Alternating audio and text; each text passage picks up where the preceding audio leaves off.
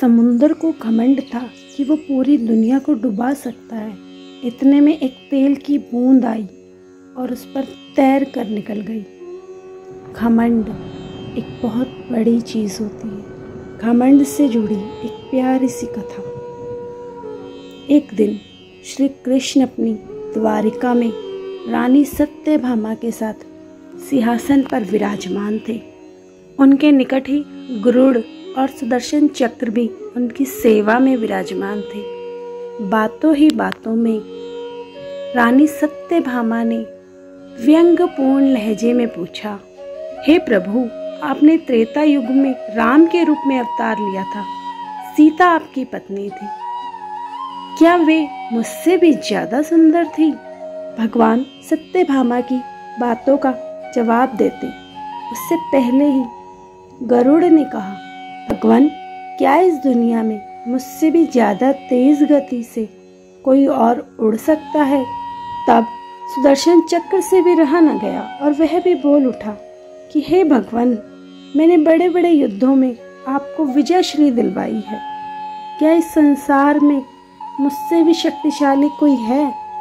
द्वारिकाधीश इन तीनों की बातें सुनकर समझ गए कि इनमें अभिमान आ गया है।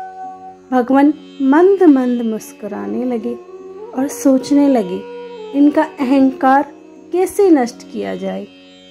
तभी उनको एक उपाय सूझा।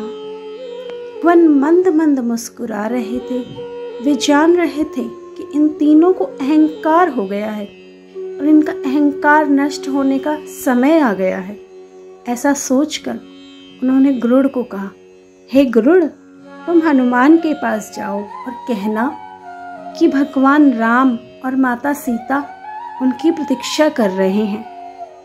गरुड़ भगवान की आज्ञा लेकर हनुमान को लेवाने चले गए। श्री कृष्ण ने सत्यभामा से कहा, हे देवी, आप सीता के रूप में तैयार हो जाइए। और स्वयं द्वारिकाधीश ने राम का रूप धारण कर लिया। तब श्री कृष्ण ने सुदर्शन चक्र को आज्ञा देते हुए कहा कि तुम महल के प्रवेश द्वार पर पहरा दो। ध्यान रहे कि मेरी आज्ञा के बिना महल में कोई प्रवेश न कर पाए। सुदर्शन चक्र ने कहा, जो आज्ञा भगवान। और श्री कृष्ण की आज्ञा पाकर चक्र महल के प्रवेश द्वार पर तैनात हो गया। गरुड़ ने हनुमान के पास पहुंचकर कहा, हे वानर श्रेष्ठ, भगवान राम और माता सीता द्वारिका में आपसे मिलने के लिए प्रतीक्षा कर रहे हैं। आप मेरे साथ चले। मैं आपको अपनी पीठ पर बिठाकर शीघ्र ही वहां ले जाऊंगा।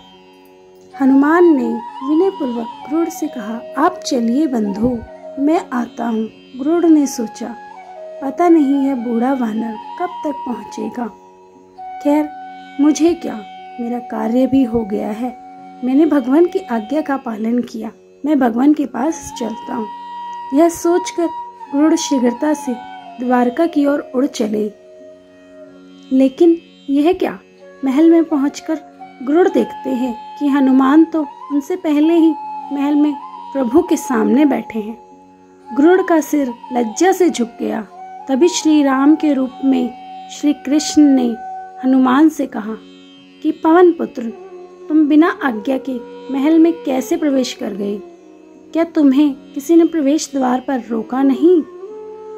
हनुमान ने हाथ जोड़ते हुए सर झुकाकर अपने मुंह से सुदर्शन चक्र को निकालकर प्रभु के सामने रख दिया। हनुमान ने कहा, प्रभु, इस चक्र ने मुझे थोड़ी कोशिश की थी रोकने की, परंतु मैंने इसे अपने मुंह में ही रख लिया। क्या मुझे अपने प्रभु से मिलने से कोई रोक सकता है भला? इस चक्र ने रोकने का तनिक प्रयास किया, परंतु आप मुझे क्षमा करें। भगवान मंद मंद मुस्कुराने लगे।